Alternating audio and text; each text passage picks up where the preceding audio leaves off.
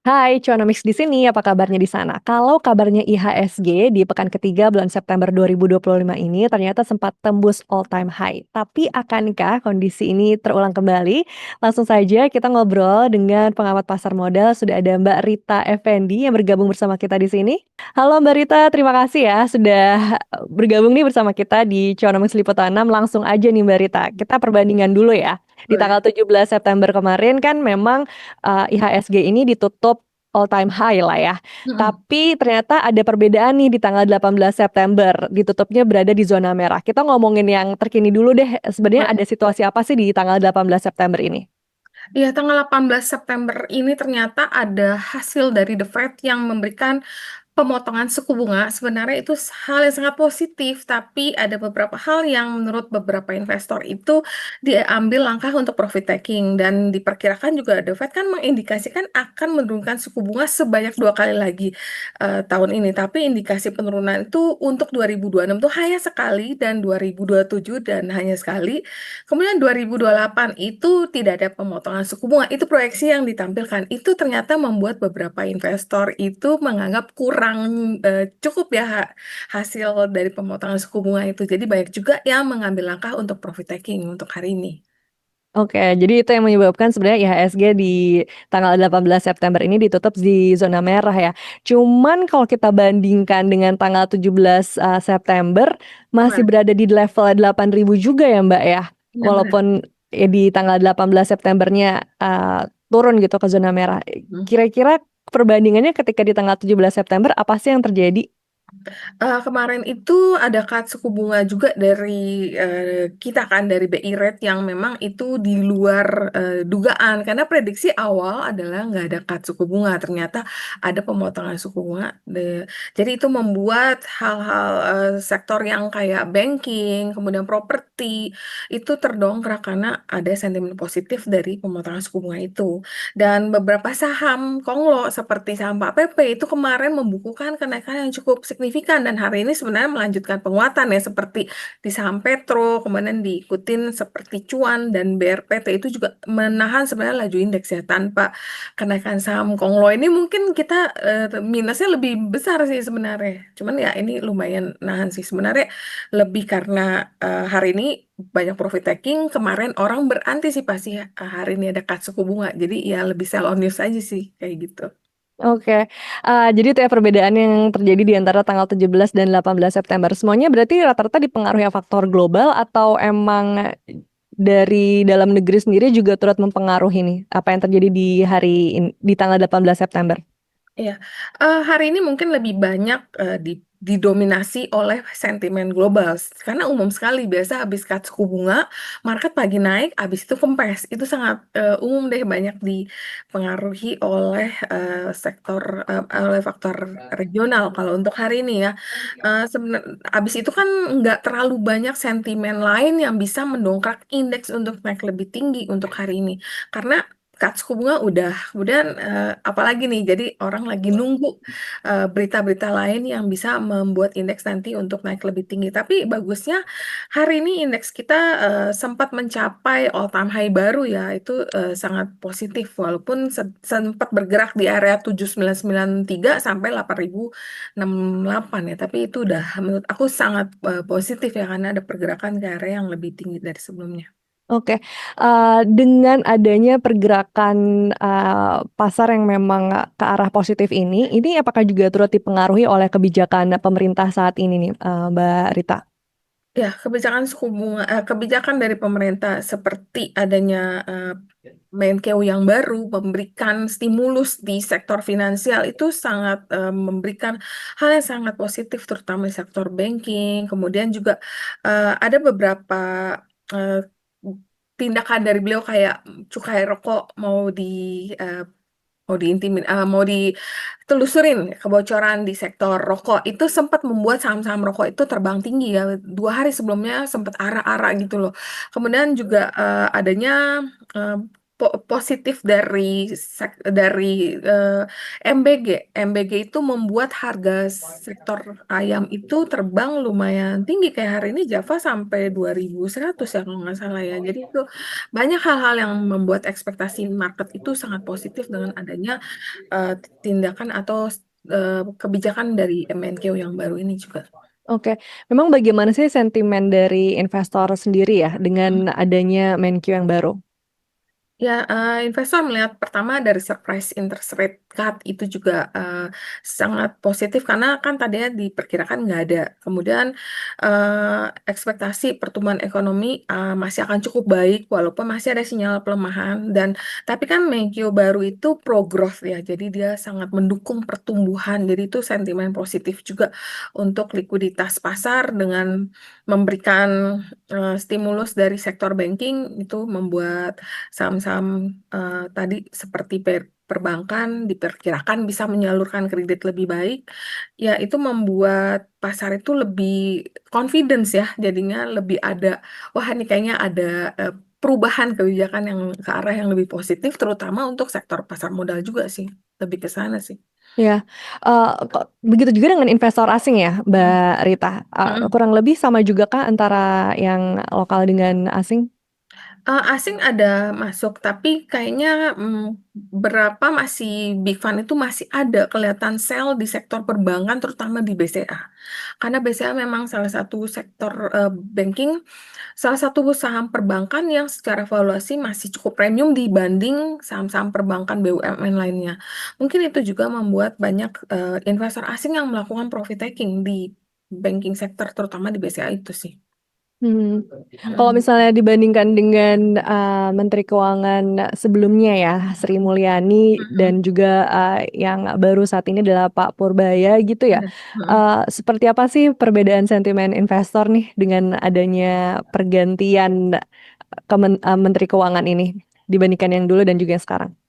Ya, kalau Bu Sri Mulyani kan lebih konservatif, jadi semuanya sangat hati-hati dan sangat benar-benar lebih ketat ya. Kalau kelihatannya Pak Purbaya ini lebih cukup berani memberikan kayak kucuran dana 200 T, kemudian ada indikasi dari beliau untuk mengusut kebocoran di sektor cukai rokok, di mana kalau kebocoran dari cukai rokok ini bisa dihindarin, itu akan ada penambahan income untuk pemerintah. Tapi untuk produsen rokok juga ada sentimen positif karena banyaknya cukai liar, rokok-rokok liar itu kan mereka bayarnya sama, tapi penjualannya kalah sama yang rokok-rokok gelap itu loh, rokok-rokok yang tidak terdaftar. Kemudian juga seperti beberapa tindakan beliau juga aku lihat cukup berani untuk memberikan sektor itu ya, memberikan sentimen yang positif deh kayak MBG, kemudian ya dan masih ada kan ini kan lagi reshuffle kabinet juga ya. Jadi kayaknya banyak sebenarnya bukan dari beliau aja, kayak pembentukan holding BUMN Karya itu juga memberikan kayak tadi saham-saham BUMN Karya juga sempat naik sih paginya. Jadi Mhm. sebenarnya banyak yang kelihatannya ada perubahan yang sangat berarti sih untuk market sih. Mhm. Jadi, semua gebrakan-gebrakan terbaru ini menjadi, salah satu daya tarik yang Ya, bisa menambah kepercayaan investor ya kan soalnya kalau kita artinya ngomongin, Ibu Sri Mulyani, kan Ibu Sri Mulyani itu juga, dulu tuh investor darling lah ya, benar. namanya tuh juga karena apa namanya, pernah menjabat juga di Bank, Iya. Dunia begitu kan, sehingga Mm. juga mendapatkan trust dari investor. Tapi kayak kedua sosok ini seperti punya Beda. caranya masing-masing begitu Benar. ya Mbak Rita ya dalam, meraih kepercayaan, investor atau menurut Mbak Rita bagaimana? Iya, kalau kita lihat Bu Sri Mulyani itu lebih ke bond ya. Dia lebih memperhatikan hal yang lebih konservatif. Dan kalau Pak Purbaya kelihatannya dia lumayan memberi angin segar untuk sektor pasar modal. Jadi Mmm, kelihatannya beberapa kebijakan beliau itu lumayan memberikan angin segar lah, yang selama ini pasar modal kayak kurang dapet sentimen, kayak semuanya serba ketat. Jadi mungkin dengan adanya kucuran dana kan banking sector lumayan bergerak di harapan ada untuk kasih kredit-kredit ke untuk konsumsi lainnya, tapi ya kita masih nunggu lagi kebijakan yang lebih berani lagi nih, biar market kita lebih bergairah lagi sih sebenarnya, masih Mmm, ditunggu lagi. oke. Dan berarti sektor mana saja sih yang akhirnya diuntungkan ataupun mungkin akhirnya terugikan gitu dengan adanya jabatan baru di Menteri Keuangan ini? Sektor yang diuntungkan kelihatan banget ya dari beliau pertama kali menjabat, yaitu sektor perbankan atau keuangan. Karena pertama dari kucuran dana, kedua, pemotongan suku bunga itu menurunkan biaya dan memperluas margin kredit. Jadi bank bisa menurunkan suku bunga pinjaman dan meningkatkan pertumbuhan kredit, itu positif untuk banking sector. Nah, akibatnya pasti untuk sektor properti, orang yang ingin melakukan pinjaman untuk pembelian rumah, KPR, itu akan terbantukan dengan penurunan suku bunga itu. Dan sektor konsumsi, jadi bila daya masyarakat itu bisa lebih naik karena kan cost yang dikeluarkan untuk cicilan itu bisa lebih rendah, kredit konsumsi kalau lebih aktif, permintaan barang konsumsi tumbuh, nah itu juga bisa, bergerak positif. Dan kemudian sektor konsumsi juga karena harga ayam atau demand ayam karena adanya MBG ini juga sangat positif. Sektor rokok karena rencana relaksasi juga dari cukai rokok diperkirakan akan ada. Dan ada juga sektor yang lumayan diuntungkan yaitu infrastruktur karena adanya dorongan pembangunan rumah dan pembangunan properti, biaya pinjaman proyek lebih rendah itu mendorong pembangunan dan pembelian rumah yang lebih banyak ya diharapkan. Kemudian komoditas ekspor ya karena rupiah diharapkan lebih stabil dan permintaan global juga tetap kuat, ya ekspor diharapkan juga diuntungkan dengan harga global yang akan dikonversikan ke rupiah dan seperti juga, harga emas yang stabil di atas itu juga sangat positif untuk, sektor komoditi terutama emas. Oke. Dan Dan, di tanggal 18 September juga rupiah pun melemah nih ya, Mbak, Rita ya. Itu ya. akan sejauh mana sih akan mempengaruhi IHSG? Sebenarnya pelemahan rupiah selama nggak terlalu signifikan, itu nggak terlalu banyak, mempengaruhi karena memang selama ini udah, istilahnya kita selalu berada di teritorial yang nggak terlalu positif kan untuk rupiah. Tapi kayak, aku rasa profit untuk turun-turun dikit, melemah itu, sangat wajar ya biasanya terjadi karena adanya sell dari asing terutama di sektor banking yang aku bilang dari, sektor banking terutama saham BCA. Karena BCA itu mengalami jualan dari salah satu fund asing yang memang long term fund kelihatannya mulai menjual, mungkin dia profit taking karena punya saham udah lama, jadi karena adanya outflow dari sektor banking itu pasti ada pelemahan ke rupiahnya. Oke. Dan, kalau melihat pergerakan IHSG beberapa hari terakhir ini ya, Mhm. bahkan kan sempat, tembus all time high juga gitu. Kira-kira pesan apa sih yang bisa ditangkap gitu yang mungkin, para investor juga harus peka gitu dengan situasi yang terjadi di pasar saham saat ini? Dengan IHSG yang udah tinggi, tetap kita musti stay, jangan terlalu FOMO ya, walaupun misal ada saham yang udah terbang tinggi dan menarik kelihatannya mau naik, aku rasa lebih baik, sabar dulu. Biasanya kalau saham udah nembus all time high wajar banget kalau ada profit taking dulu. Karena kadang-kadang ada redeem dari reksadana, ada, investor yang ingin merealisasi keuntungan. Jadi jangan FOMO, tetap hati-hati, tetap tunggu momen yang tepat untuk masuk dan fokus ke saham-saham yang secara fundamental itu menarik ya, menarik dan punya story yang, bisa mendukung pertumbuhan harga sahamnya nantinya. Oh gitu. Tapi apakah, ke depannya all time high ini juga masih bisa akan terjadi lagi nih, Mbak Rita? Kalau menurut Mbak Rita gimana? Ya menurut aku dengan kalau kita lihat, transaksi harga saham hari ini ya, dengan kombinasi antara blue chip dan, Konglo Stock, itu kalau lihat begini, potensi banget indeks kita akan mencoba ke harga yang lebih tinggi.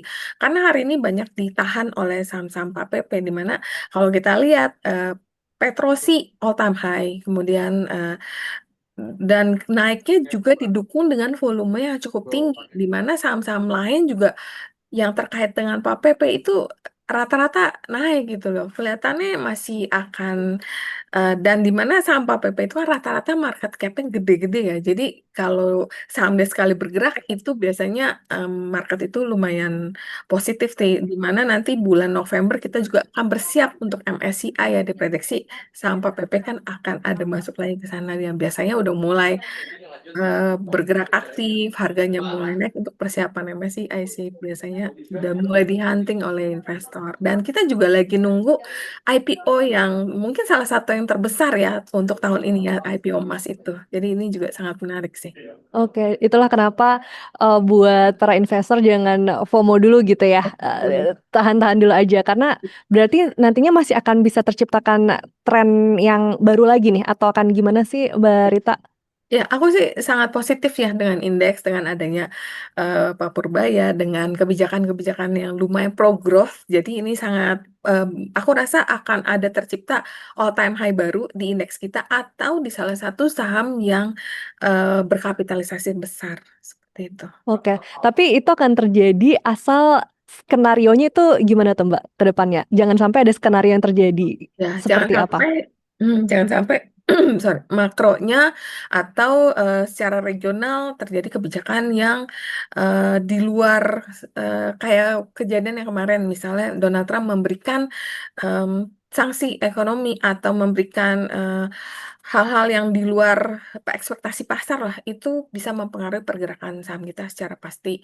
Kemudian nggak ada lagi demo-demo yang anarkis, aku rasa itu akan lumayan membantu market atau membantu secara umum lebih tenang, secara damai itu market biasanya lebih suka ya kalau ada demo, ada ketidakstabilan itu biasanya orang akan cenderung ambil untung atau profit taking dulu dan mereka banyakkan wait and see sih. Oke, terakhir nih Mbak, berarti untuk di akhir pekan ke-3 bulan September 2025 ini ya, apakah sudah ada gambaran nih IHSG akan seperti apa, mungkin prediksinya? Kelihatannya market mungkin akan setelah kemarin hari ini nembus all time high itu wajar sekali akan profit taking. Tapi aku rasa market akan berkisar antara range 7.800 paling rendah sampai 8.000 lebih sih. Jadi masih akan cukup menarik karena belum ada hal yang negatif yang bisa mempengaruhi penurunan indeks secara signifikan sih. Kecuali ya profit taking atau redeem dari reksadana. Tapi dengan banyaknya berita-berita yang positif selama dalam beberapa hari ini, aku rasa indeks itu masih akan tertahan di area-area 79 8.000 kisaran masih segini sih. Oke, baik kalau begitu Mbak Rita, jadi itulah pentingnya ya untuk jangan terlalu gegabah dulu ya, Iya, dalam bertindak iya, di, situasi pasar saham saat ini. iya. Baik kalau begitu terima kasih Mbak Rita, nanti next time kita ngobrol-ngobrol lagi Siap. ya. Oke, thank you. Bye. Dan itu tadi adalah perbincangan kita di Cuan Nomis kali ini, sampai bertemu di topik-topik berikut lainnya. Sampai jumpa.